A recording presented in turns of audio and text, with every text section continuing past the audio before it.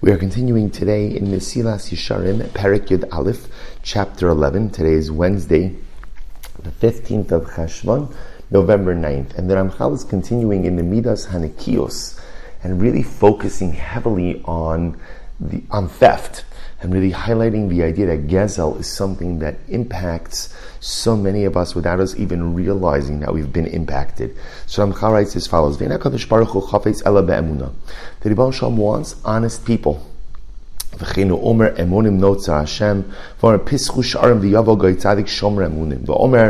Einai b'nemnei eres l'sheves imadi v'omer einecha halo emuna. So the Ramchal quotes a series of psukim highlighting that the midah of emuna, and in this context, emuna doesn't really mean faith, but really emuna means honest. The HaKadosh Baruch Hu desires the trait of honesty from people. V'af Iyov heyed al atzmo v'amar im tita ashuri mine haderech v'achar einei chalach libi v'chapai davak mo'um. So the Ramchal explains this. What he's focusing on over here is this last piece of Eov's statement, that Eov essentially says that, I didn't follow the desires of my heart and I didn't follow that which my eyes saw, because had I done so, things would have stuck to my palms, things would have stuck to my hands.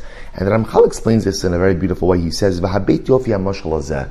See how beautiful this mashal is. Kidima hagezal habilti niglek hadavar hamistabek biyada adam. So the Ramchal says Eov is giving the mashal that he's explaining theft. But sometimes it's theft that's not even known, or theft that's not even revealed. He compares it to something that sticks to the hands of man. Meaning what? Shafa pi she'in ha'adam holik l'chatchila litol also v'nishar davik me'ilav sosof biyadahu. Something that's very sticky. Even if it's not your intention to go ahead and have it stick to your hand, it sticks to your hand, mamela, right? It just sticks to your hand. If it's sticky, whether you had intention or not, it's going to stick to your hand. Kina davra azeh. The same thing is with theft. He says, Sha'af shelo yeh adam holich v'gozal mamish, kasher hu shiyu yadav rekanios mimeno legamrei. So this is incredible. He says that sometimes the way it works with theft, and we're seeing so many examples of this, since there are so many things which constitute theft, that I didn't even know actually are theft, it's almost as if it sticks to my hand, even though I didn't have intention to pick it up. I didn't have intention to steal. I didn't have intention to kind of be connected to theft. But because unfortunately it's so easy to transgress, it's like stuck to my hand, even though I didn't have intention for it. Amnam be'emes kol zeh nimshach mashatachas heyos halev moshel be'einayim shelo yaniach lihiyos noim lohem es shalachirim ha'einayim moshchim es halev levakesh heterim amashenira lahem yofe v'nechmad. So this is really an incredible idea. Ramchal writes over here that what is this a result of? In other words, if we look at theft and we look at the challenge of theft, so what is it that allows this dynamic to occur?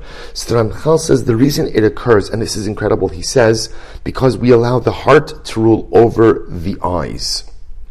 So the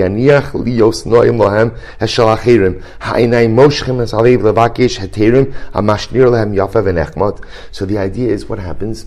I see something, I want it. And instead of going ahead and allowing my heart or my mind to say, well, look, it's not mine. It's not mine, so because it's not mine, I can't have it. I allow the desires of the heart to rule over my eyes and to rule over my intellect. And therefore, again, I create heterim. I make a heter. I create a sense of permissiveness for myself to go ahead and take or enjoy something that's not my own. But even subconsciously, it's not that I'm going over and taking something that doesn't belong to me, but I'm allowing myself certain liberties that ultimately result in theft. Alkin Amar Eov shehu lokein asa v'lohalach libo achar einav. Therefore, interesting enough, Eov writes, I did not allow my eyes, he did not allow his heart to follow his eyes. Alkin lo davak bekapav mu'um. So because he did not allow his heart to rule over his eyes, or ultimately, again, he says, he did not allow his heart to follow his eyes. In other words, just because he saw something and he wanted it, he did not go ahead and immediately follow those desires. Therefore, it did not result in theft. So The truth is, there are two things. There are two things that really the Ramchal is highlighting over here. Two dynamic ideas. One idea, says the Ramchal, is the nature of theft itself. That I see something and I want it. I see something and I want it. The eyes see and I want. Now, what's supposed to happen is there's supposed to be a mechanism. That mechanism is the heart. That mechanism is the mind, where it says, you know what? I know that I want it, but it's not mine. It's not mine. And as such, I have to go ahead and restrain myself. That's issue number one. Issue number two is if that process doesn't happen, and therefore, again, the eyes see, they want, and there's nothing to stop it, then ultimately theft occurs almost memela, almost by itself. It's the sticky hand issue, right? It's going to stick to me in some way, because since I'm not vigilant and since I'm not mindful, I'm going to end up transgressing.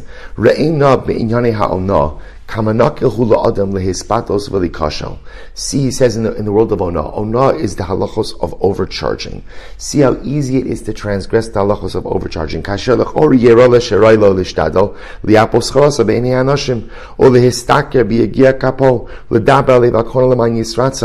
remember, this is not the halacha shir, but what Ramchal is pointing out over here is, in the world of business, he says, it's so easy to make one's merchandise look nicer than it actually is, or to go ahead and talk up his merchandise in the eyes of people. And after all, again, I justify this as being a good businessman, good business practices. He says, Remember, Chazal themselves say, if you want to make money, you got to work hard. You want to make money, you have to have zrizos, amnam. But if a person is not careful with the way he acts and what he does, the practices he engages in, instead of wheat, it'll sprout thorns. So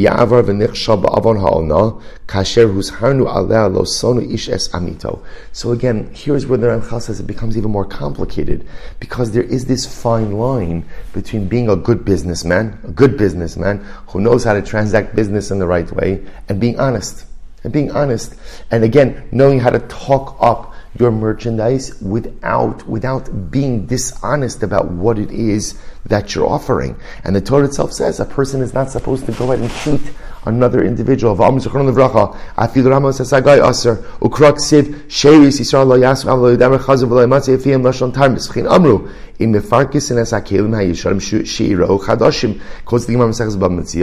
can't make old utensils look like new utensils. You can't go ahead and mix one stock of produce with another stock of produce.